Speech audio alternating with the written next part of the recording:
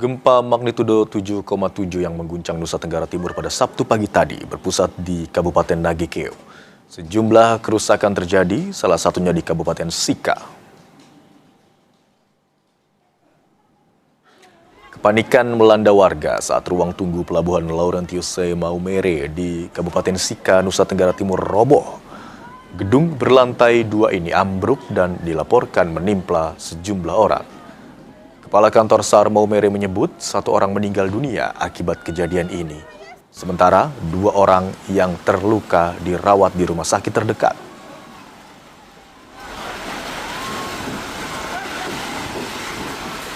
Baik, dapat kami sampaikan terkait dengan gempa yang terjadi di 7,7 skala Richter. Untuk di Maumere sendiri dampaknya adalah satu gedung terminal pelabuhan Elsai mengalami runtuh dengan 3 orang korban, 2 korban dalam keadaan luka-luka, 1 korban dalam keadaan meninggal. Dan saudara, inilah suasana kerusakan perbukitan di Manggarai. Warga tidak bisa melanjutkan perjalanan dari Mang karena akses di perbukitan ini tertutup longsor. Inilah visual bukit di sekitar Kuatruteng, Kabupaten Manggarai, Nusa Tenggara Timur, yang longsor terdampak getaran gempa magnitudo 7,7. Bukit di wilayah Kabupaten Manggarai ini longsor menutupi akses jalan. Warga sekitar perbukitan di arah Ruteng, Manggarai, NTT yang ingin melanjutkan perjalanan terjebak, tidak bisa melanjutkan perjalanan keluar Kabupaten Manggarai. Ruteng tutup total. Gempa tektonik kuat bermagnitudo 7,7 mengguncang Nusa Tenggara Timur pada Sabtu pagi dan memicu peringatan dini tsunami. Meskipun saat ini peringatan dini tsunami tersebut telah dicabut. Guncangan hebat ini dilaporkan merusak sejumlah bangunan dan jalan bergetar, serta membuat barang-barang di dalam rumah warga berjatuhan. Inilah visual getaran gempa yang berdampak pada bangunan, fasilitas umum, dan barang-barang di pertokoan dan di rumah warga yang berjatuhan. Pusat gempa dangkal berkedalaman 10 km ini berada di Laut Utara NTT. Kuatnya getaran seketika merusak infrastruktur fisik dan memicu kepanikan warga di sejumlah wilayah terdampak. BMKG meminta masyarakat di kawasan pesisir untuk segera menjauhi pantai, tetap tenang, serta mengantisipasi potensi gempa susulan.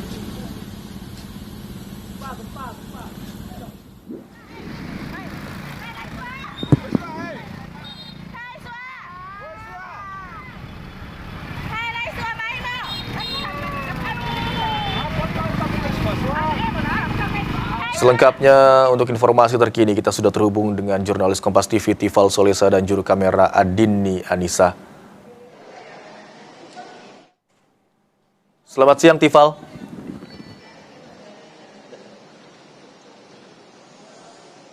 Selamat siang Tifal, bisa mendengar suara saya di studio? Terdengar dengan jelas, Imran. Baik, Tifal, Anda saat ini berada di gedung BMKG begitu ya. Update apa yang Anda dapatkan di sana, Tifal? Silakan. Dua hal sebetulnya mau saya coba elaborasi lagi setelah Badan Meteorologi, Klimatologi, dan Geofisika menggelar konferensi pers pagi tadi sekitar pukul 7 waktu Indonesia Barat untuk memperbarui data tentang gempa susulan setelah gempa utama dengan magnitudo 7,7 yang mengguncang kawasan Nagekeo, Nusa Tenggara Timur pagi tadi. Apakah sudah ada data terbaru untuk saat ini? Kemudian yang kedua yang menarik juga untuk dicermati adalah pernyataan dari BMKG dalam konferensi pers pagi tadi yang menegaskan diksi dari peringatan dini tsunami yang telah berakhir bukan dicabut. Adakah dua hal ini berbeda secara implikasinya saat peringatan dini itu berakhir dan dicabut? Saya saat ini sudah bersama dengan Wijayanto selaku Direktur Gempa Bumi dan Tsunami dari Badan Meteorologi, Klimatologi, dan Geofisika. Pak Wija, sambil kita juga melihat di peta ini gempa saat pertama kali muncul dengan magnitudo 7,7. Adakah sampai dengan jelang siang ini, lewat dari pukul 10:30 siang, perkembangan untuk data gempa susulannya sampai sekarang, Pak? Ya, baik, terima kasih. Jadi sampai kita monitor sampai jam 10 tadi ya, 30 menit yang lalu, sudah ada aktivitas gempa susulan sebanyak 135 event Jadi dari 135 itu dengan ring magnitudo 3 sampai 6,2. Jadi ya udah ada satu yang dirasakan sekitar 6,2. Jadi kita juga ada update informasi terkait hasil catatan tsunami kita. Jadi kalau tadi pagi kita sampaikan ada sekitar 10 titik yang mengkonfirmasi tercatat ada rekaman tinggi tsunami. Jadi tadi kita ada update, ada tambahan sekitar 6 lokasi. Jadi ya terdekat karena terkait dengan pembaruan data. Jadi tertinggi itu sekitar 1,6 meter dan terendah sekitar 0,14, jadi sekitar 14 sentian ya. Oke. Dan dari gempa susulan yang 100 kali lebih itu rentang magnitudenya dari berapa sampai berapa Pak sampai saat? Ya, jadi rentang magnitudo 3 sampai 6,2 ya. Jadi magnitudo 3 sampai 6,2. Dan titiknya masih sama dengan titik pusat gempa utama atau berada di titik yang lain, masih di sesar yang sama juga begitu Pak? Ya, jadi gempa susulan ini gempa itu bukan titik ya, tapi area atau daerah. Jadi ini terdistribusi di sekitar area utara Flores itu. Jadi dari titik utama di sebelah baratnya ada, di sebelah selatannya ada. Tapi itu adalah suatu daerah, suatu area. Soal yang tadi Anda sempat singgung juga dalam konferensi pers pagi tadi Pak, masalah sesar Flores itu. Bantu kami untuk paham lagi aktivitas sesar Flores ini dalam beberapa waktu ke belakang atau dalam rekam jejaknya. Seaktif apa sesar ini, membentang dari wilayah mana sampai mana, dan apakah seberbahaya itu dalam tanda kutip sesar ini kalau terjadi gempa bumi Pak? Iya, terima kasih. Jadi di wilayah NTT sendiri ya, itu ada 2 sumber utama gempa. Di sebelah selatan itu ada subduksi yang kita sebut sebagai megatrust gitu ya, di sebelah selatan. Itu kalau ada gempa besar juga potensinya lebih dari 8, nanti bisa potensi tsunami. Dan di NTT sendiri itu di bagian utara ada busur belakang Flores thrusting ya, patah naik busur belakang Flores itu. Jadi kalau ada gempa di sana juga ada potensi gempa sekitar 7,8 sampai 7,9 dan hari ini rilis 7,7 ya. Jadi patahan untuk PK Trust itu membentang dari Pulau Madura, utara Bali, terus utara NTB sampai ke utara Flores, sampai bahkan ke utara Alor sana ya. Itu memang potensinya besar, itu ada beberapa segmen. Jadi masing-masing segmen itu bisa rilis sekitar di atas 7. Jadi hari ini sudah rilis 7. Jadi memang di wilayah NTT, bahkan bukan hanya NTT ya, NTB, Bali itu ada potensi gempa di utara, gempa potensi di selatan. Itu sama potensinya, kalau selatan itu bisa di atas 8. Kalau di utara ini bisa 7,8, 7,9 bisa berpotensi, dan ini juga seperti tadi pagi, jadi gempa-gempa besar di selatan maupun utara itu bisa berpotensi terjadinya tsunami. Ini terbukti tadi pagi kita rilis atau kita keluarkan peringatan dini tsunami, dari hasil catatan alat-alat kita juga tervalidasi bahwa tsunami itu terjadi dan terekam di beberapa titik ya. Bukan hanya di wilayah Flores, bahkan tadi tercatat sampai ke Sulawesi Selatan, Sulawesi Tenggara juga sampai tercatat ada tinggi tsunami-nya. Dan kalau dari catatan sejarah yang mungkin pernah terekam juga oleh BMKG, Anda juga sempat singgung tahun 1992 di titik yang sama, di sesar yang sama, pernah terjadi gempa dengan besaran 7,5 magnitudo. Dan wilayah-wilayah mungkin harus jadi perhatian imbas dari sesar Flores ini di zona-zona atau daerah mana saja, kabupaten kota mana saja begitu Pak? Ya, tentunya di wilayah di bagian utara Flores ya, tentunya ini kalau getaran gempanya berarti bukan hanya di utara Flores. Utara Flores itu untuk kalau terjadi tsunami, jadi bahayanya sampai di pantai-pantai utara Pulau Flores, tapi tentunya juga bagian selatan Pulau Flores kan juga bisa berpotensi atau terancam juga akibat gempa di selatan ya. Jadi memang di utara selatan itu Flores itu kompleks, jadi memang semua berpotensi di sana. Jadi tadi seperti saya sampaikan tadi yang gempa tahun 92 itu juga sama, itu berpotensi tsunami juga, bahwa waktu itu juga ada tsunami juga tahun 92 dengan magnitudo 7,5, tapi bukan persis di lokasi yang sekarang. Kemarin agak ke timur sedikit, kalau sekarang itu di sekitar Sika Maumere ya, dulu sebelah agak timur sedikit sekitar Bima. Tapi ya masih satu segmen, beda segmen tapi masih satu jalur busur belakang Flores. Kalau kemudian dibahasakan berbahaya atau tidak, bagaimana menjelaskan itu? Ya, jadi utamanya kan kalau gempa-gempa di busur belakang kan biasanya gempa dangkal ya. Gempa dangkal kan biasanya efeknya akan merusaknya lebih signifikan, lebih masif dibandingkan dengan gempa-gempa dalam gitu ya. Dan ini lokasinya sangat dekat dengan daratan, walaupun dia tadi gempanya di laut, tapi kan lebih mendekat ke daratan ya, jadi gempa di darat berarti dekat dengan pemukiman, dekat dengan infrastruktur.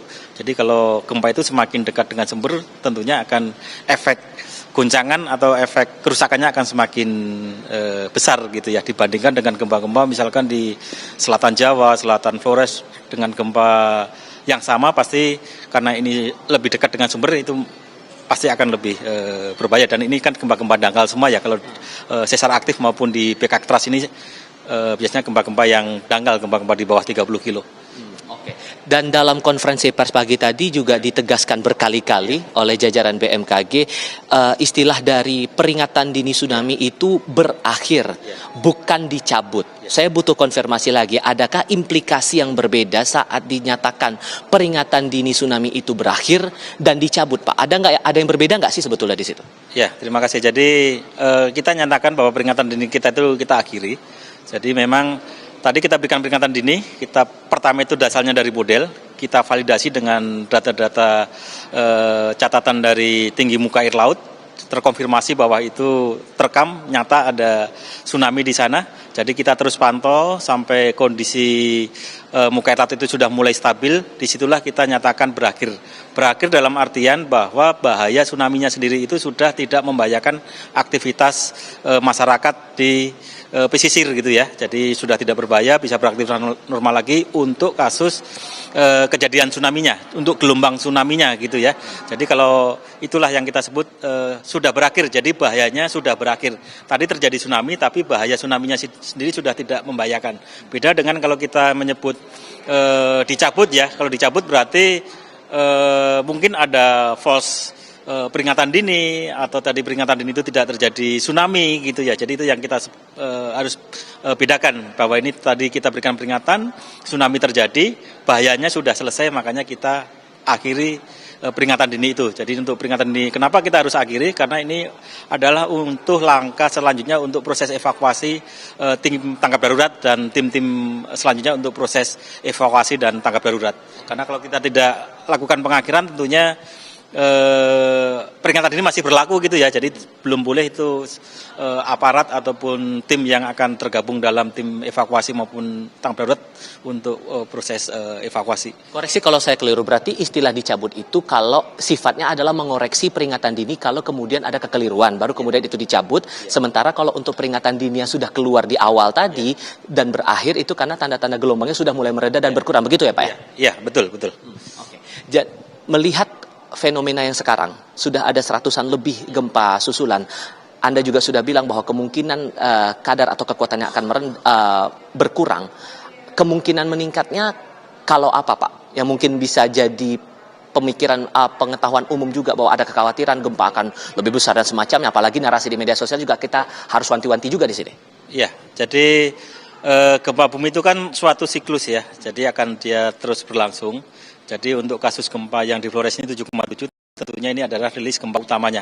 Ini gempa besar sudah terjadi di segmen utara Flores ya. Jadi sudah terjadi. Jadi kalau sudah terjadi gempa utama, kita pastikan ini gempa utama, nanti susulannya otomatis akan semakin mengecil dari sisi frekuensi maupun sisi kekuatannya. Adapun nanti misalkan akan terjadi, kan saya bilang tadi bahwa di sebelah utara Pulau NTT ini ya, utara Pulau NTB ini kan membentang dari Madura sampai Alor itu ada patahan, tapi tentunya nanti misalkan ada rilis gempa, bukan di segmen ini lagi, kemungkinan ada di segmen yang lain ya gitu ya. Kayak contohnya kemarin ada gempa di Lombok tahun 2018, itu kan sesuatu segmen yang berbeda gitu ya. Dan tadi saya sampaikan yang gempa tahun 92 itu juga segmen yang berbeda, tentunya nanti ada segmen-segmen yang akan rilis. Ya, tentunya nanti masyarakat tidak perlu panik atau terlalu berlebihan gitu ya untuk menanggapi isu gempa ini. Jadi tentunya tetap BMKG akan terus memonitor aktivitas, dan kita pastikan bahwa biasanya nanti aktivitas gempa susulan itu semakin mereda, semakin meluruh, tapi juga kita pasti pantau. Biasanya kalau gempa-gempa di atas 7 bisa berhari-hari ya, bukan hanya hari ini, mungkin besok atau semingguan tuh masih akan ada dirasakan aktivitas kegempaannya. Pak Wijayanto, terima kasih banyak sudah berbagi informasi untuk Kompas TV kali ini. Setidaknya dalam laporan terakhir yang disampaikan Badan Nasional Penanggulangan Bencana, sejauh ini baru dilaporkan 2 orang meninggal dunia, tapi dari BNPB masih akan memverifikasi data ini kembali. penyebabnya karena apa, dan yang jelas sekarang yang diminta oleh pihak BMKG beserta dengan BNPB, warga diminta waspada tapi tidak panik dan mengikuti seluruh informasi sesuai dengan perkembangan yang selalu dilaporkan oleh Badan Meteorologi, Klimatologi, dan Geofisika maupun dari Stasiun Geofisika BMKG di daerah-daerah terdampak bencana. Demikian, Imron. Baik, yang perlu ditekankan adalah saat ini peringatan dini tsunami telah diakhiri, bukan dicabut, bahwa tadi memang telah terekam terjadinya gelombang tinggi di beberapa wilayah. Begitu ya, Tifal. Dari penjelasan Pak Wijayanto juga tadi mengatakan bahwa saat ini arti diakhiri peringatan dini tsunami tersebut adalah bahwa kondisi muka air laut saat ini sudah stabil dan aktivitas gelombangnya sudah dinyatakan tidak berbahaya lagi untuk wilayah pesisir. Terima kasih atas laporan Anda, jurnalis Kompas TV, Tifal Solesa, yang melaporkan dari kantor BMKG. Dan saudara, breaking news Kompas TV akan kembali usai jeda. Tetaplah bersama kami.